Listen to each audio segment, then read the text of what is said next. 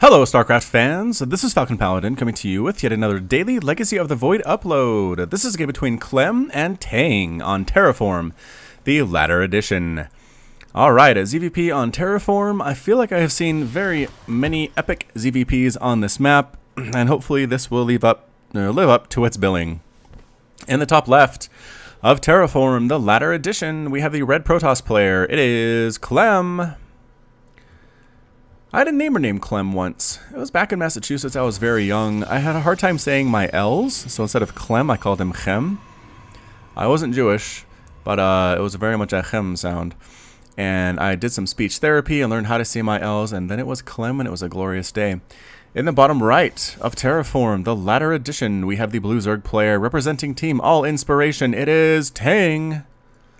With a pretty spinning A logo, Team All Inspiration does offer coaching to all levels of StarCraft 2 players if you want to get better at this game, and I know that you do because everyone does. I'll put a link to Team All Inspiration's coaching site in the description of this video, rather. You can check it out. You can also see Tang. Yeah, I think he does some streaming on Twitch and on YouTube and some good places like that, so go see him because he's a really cool guy, just a super nice guy, and a fun follow.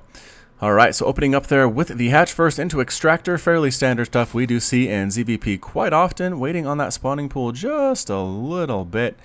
At about a 17 mark there, got that spawning pool. The Extractor is going to finish very shortly. What that means is that Tang will have enough gas to get either metabolic boost, go into a very quick lair, or get a roach warning, get some roach production out pretty quickly as well. So we'll have to see what the decision is going to be there. Scouting out is this probe. I like probes that scout. They're very brave, because there can be queens and means things like roaches and lings around to try to kill them. I guess at the 1 minute 37 second mark of the game, you're not going to see any of those things most likely, but if this was a pool first type play, then the probe would have scouted it out and he could have been ready to relay that information back to the home base and be ready for it. So this is why you scout, ladies and gentlemen. Overlord scouts, not as good, right? A little bit slower. Still hasn't seen anything in the Protoss base here at the 2 minute mark, but I suppose Protoss aren't doing many 4 gates recently. I haven't seen any at all. Anyway, double assimilator here, a little bit late on the gas, and there we go, correct number of workers on that gas from 4 to 3.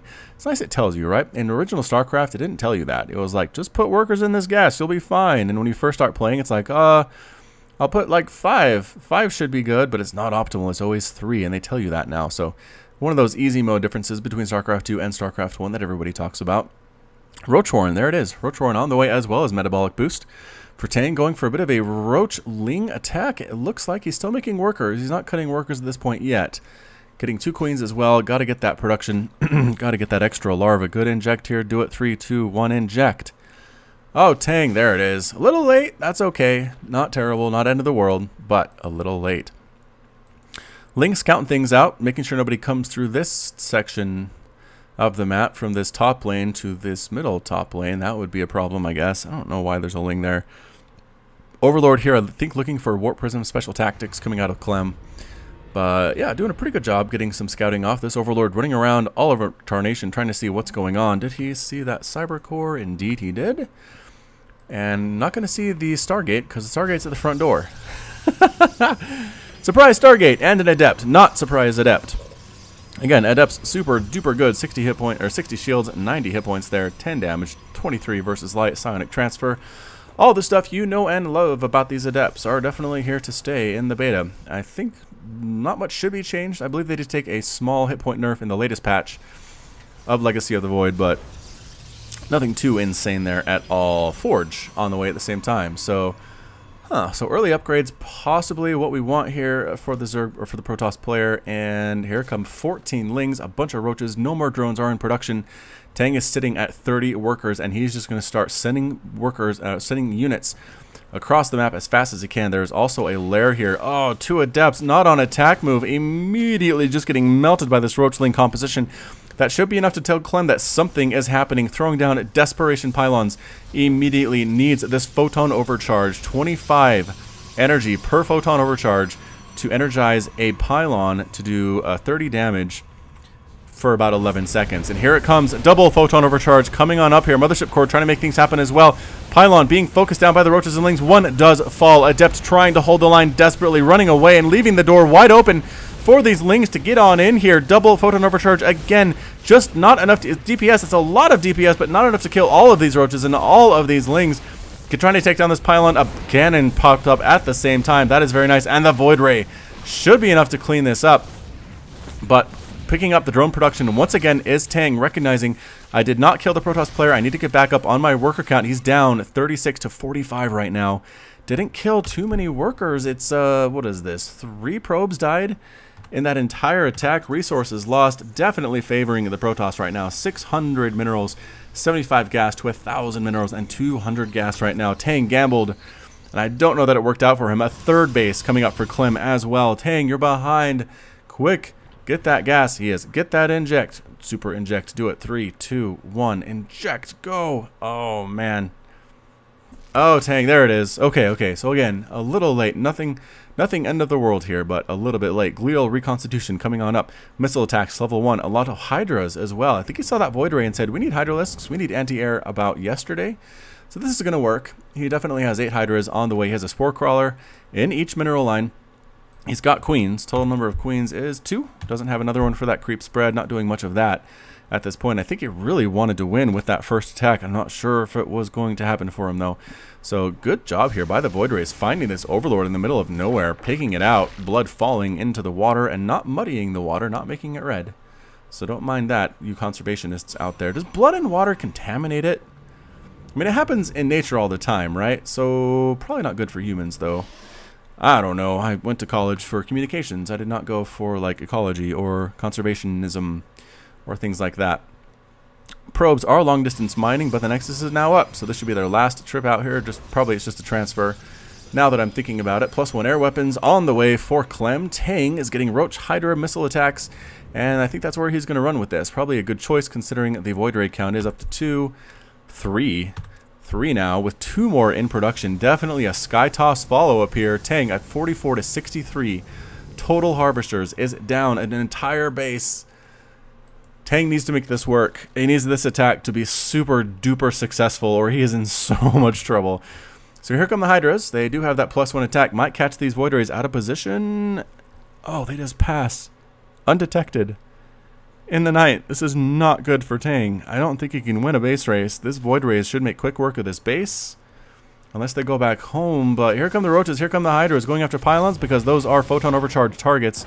Roach coming up to tank some of the damage from this cannon and making quick work of it. Indeed, Corrosive Bile as well. They're taking out that cannon. Pylons being focused at the same time. Workers getting some damage as well. The Void Rays are coming back, but this is a lot of Hydralisks and going after the Nexus, turning around to try to take down these Void Rays. Void Rays, again, don't do very well against Hydras at all. Good micro.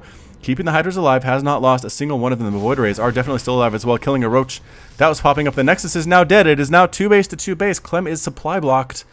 And Tang, I think, cuts his losses and goes. So that was nice. That was pretty darn good. So 2,000 minerals lost for Protoss now. 75 gas, 1,000 minerals, 225 gas. So basically, Tang was able to kill a base, not lose much of anything at all, and then just get back home. I still feel like he needs a third base, and he is. He's taking the gold. He's taking the risk to take that gold base, getting the muscular augments upgrade for his Hydralisks, making them a little bit faster. See how slow they are now, and have a little bit more range, which makes them so much better. Carrier on the way for Protoss. All right. So a little pro tip here is that Hydralisks will not auto-attack carriers if there are interceptors in the air. They will attack the interceptors because they're the things attacking them. That's how smart the AI is. They will attack things that are attacking them, and that's about it. They don't know you need to target the carrier, because if you kill the carrier, all the interceptors die, where if you try to kill the interceptors, the carrier is continuing to make new ones, and it's kind of an exercise in futility, kind of banging your head against a brick wall. Are we going to pass in the night again? I don't think this time. Nope, Tang definitely saw this one. This Void Ray count's looking pretty high. Corrosive Bile whiffing 11 Void Rays there. Knocking down the rocks. Doesn't kill anything, but that's okay. And just standing on in, trying to kill the rocks here. And, ooh, so careful. One Void Ray does fall there. Pieces falling onto the ground below. And just kind of, the angle here is good. I really like what Clem is doing, coming in from the top when Tang tries to get through these rocks. And just picking off individual Roaches and Hydras here. More and more Hydras coming across the map. Finally, the rocks are down. Tang going through this tiny little narrow choke point, trying to kill these pylons before they get energized, before they get photon overcharged. And yes, managing to get it standing in Again, the carriers are here, though. Time Warp going down, missing everything it wanted to get. Stepping on in, not worrying about the army, going after the Nexus. Does kill his second Nexus of the game, does Tang. Standing on in here, trying to kill these pylons. I don't know if that's really worth it. But yeah, the Hydra is not really focusing on much of anything right now, just trying to run away. They do have the Muscular Augments upgrade. The upgrades, speaking of upgrades, it is still +1 attack for this air versus ground composition. So fairly even. Pushing on out is Clem, trying to catch this army a little bit quicker than the Roaches, are they? I don't think they are. Move speed 315, 42. Never mind, Roaches are definitely faster. Just angles are better because they can fly over stuff instead of going around. So gold base is up and established fairly well here. 10 workers are on their way, and there they are for Tang here at the 10-minute mark. And going back home, once again, is Clem. 60 harvesters to 47 total for Tang right now. He is not playing standard Protoss. That is for sure. It looks more like kind of a low economy aggressive base play, but again, the aggression, that first aggression was terrible. I don't think it was that great, but killing this Nexus twice, pretty good stuff. Double expanding, however, is Clem to make up for it, and we'll see if this pays off for Tang or not. Having the gold base is huge for him. His income is going to help be pumped up a lot that way.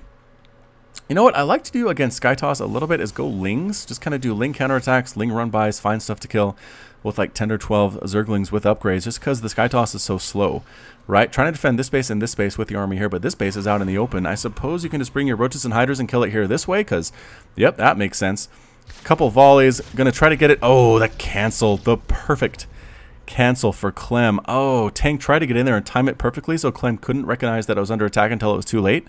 But no, got the cancel off, got that refund of 300 minerals, which can come down to making a huge difference in a game like this. So the Hydras are here. They still have +1 attack. Sniping off 1 Void Ray, not 2 though. Corrosive Bile almost hitting one of his own Roaches there. More and more Ravagers in production. And again, I think it's just for the Corrosive Bile. They do 20% attack speed faster than Roaches. If you look here, attack speed is 1.43. Ravager's attack speed is 1.14. So that's one of the reasons people get them, is because they do hit faster than Roaches. Another cancel possibly here on that Nexus. A lot of attacking going on up here as well. Yes, cancel on the Nexus. Hydras are now focusing down carriers. Were they? I don't know if they actually were. Did any carriers actually fall yet? Units lost tab says a carrier has died, so probably one in the battle there. Pretty good Corrosive Bile on top of those stacked up Void Rays. That was awesome. That was a huge pickup indeed. Trying to go around the wrong way, Ravager gets destroyed fairly quickly. Another Ravager taking shots from interceptors, ends up dead again. So the Skytoss army coming along here again. Skytoss has been pretty popular on my channel recently, right? Skytoss versus Zerg battles back and forth all day long. The Zergs seem to be holding their own. Doesn't seem to be very one-sided. Sometimes Skytoss wins, sometimes they don't. Reestablishing this base once more is Clem, but this base has been up for upwards of like, I don't know, 10 minutes now. 5,300 minerals lost, 900 gas for Clem. Tang has lost 8,000 minerals and 4,000 gas. 4,000 gas. Another attack here. No, what is this? This is a massacre. This is not attack, and that's it. Tang calls the GG. Tang is defeated, Clem's victorious, and Tang has left the game. So, yikes. Yikes, yikes, yikes. Again, I just think this was a gamble by Tang. He needed to kill the Protoss early. He cut workers to make it happen. He was down on drones versus probes the entire game and just couldn't make it happen there. He did message me after this and say, so, by the way, I learned that Hydras don't attack carriers automatically. They go after interceptors. And I was like, yeah, that's true. So, something that he was able to learn. And hopefully it will serve him well in later games. So this has been Falcon Paladin with yet another daily Legacy of the Void upload. Hit that like button, hit that subscribe if you like what you heard and what you saw today. You can catch me on Twitch, Twitter, and Facebook, all at /FalconPaladin. And until next time, as always, you take care of yourself.